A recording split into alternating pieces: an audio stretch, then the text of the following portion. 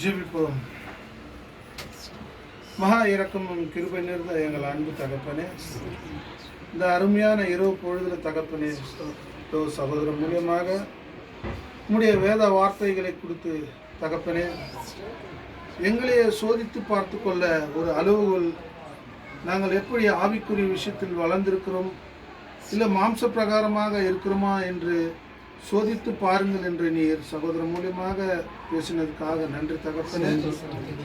ஆம் சுவாமி, நாங்கள் எந்த நிலையில் இருக்கிறோம் என்று தகப்பனே எங்களுக்கு நல்லாவே தெரியும் தகப்பனே. அதே போல் உமக்கு நல்லா தெரியும் தகப்பனே. நாங்கள் சோதித்து பார்க்கும்படி தகப்பனே ஒவ்வொரு இரவும் பகலும் ஒரு வேதத்தில் எங்களுக்கு கொடுத்து எங்களை சீர்படுத்தி வர்றதுக்காக கோடி நன்றி ராஜாவே. அப்பா பிதாவே, இங்கே கூடி இருக்கிற என் சகோதர சகோதரிகள் அனைவரும் தகப்பனே ஒன்று கூட்டி உங்களுடைய சத்தியத்தை கொடுத்தீரே அப்பா, அதுக்காக நன்றி தகப்பனே. ஆன்லைனில் கலந்து கொண்டு இருக்கிற என் சகோதர சகோதரிகள் அனைவரும் அப்பா உங்களுடைய பரிசுத்த கரத்தில் ஒப்பு கொடுக்கிற தகப்பனே.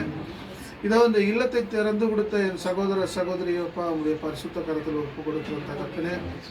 நாங்கள் கேட்ட வார்த்தைகளை தகப்பனே, நாங்கள் உமக்கு 30, 60, 100 கனி கொடுக்கிற பிள்ளைகளாக இந்த கூட்டத்தை நீ அமைத்து கொடுத்ததுக்காக நன்றி தகப்பனே.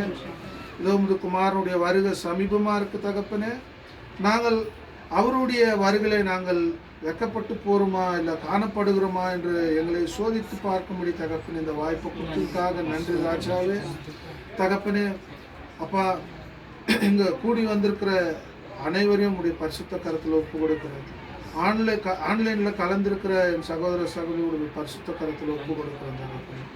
எல்லா துதி கன மகிமையும் புகழையும் பிதாவை எங்கள் ஒருவருக்கு செலுத்தி இந்த ஜெபத்தை உமது குமாரனும் எங்கள் மீட்பரும் மெய்ப்பருமாயிருக்கிற இயேசு கிறிஸ்து வழியாக ஏறெடுக்கிற ஜீவனும் பரிசுத்தமுள்ள நல்ல பிதாவே ஆமென். கர்த்தர் கற்றுக் கொடுத்த ஜெபத்தை சொல்லுவோம்.